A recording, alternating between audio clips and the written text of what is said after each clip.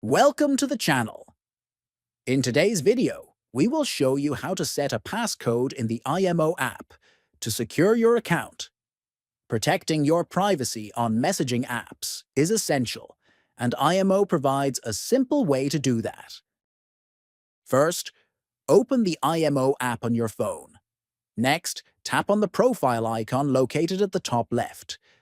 Then select the Settings option from the menu. Inside the Settings menu, look for the option labeled Accounts and Security.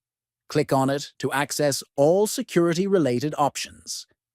Next, find Passcode Lock and click on it. You will now see an option to enable the passcode lock. After clicking Enable, enter your desired passcode. Make sure it is something you can remember but hard for others to guess. Then, re-enter the same passcode to confirm it. Once confirmed, click on Done.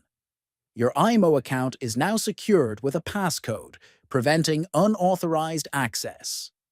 If you found this video helpful, make sure to like it, subscribe to the channel, and share it with your friends.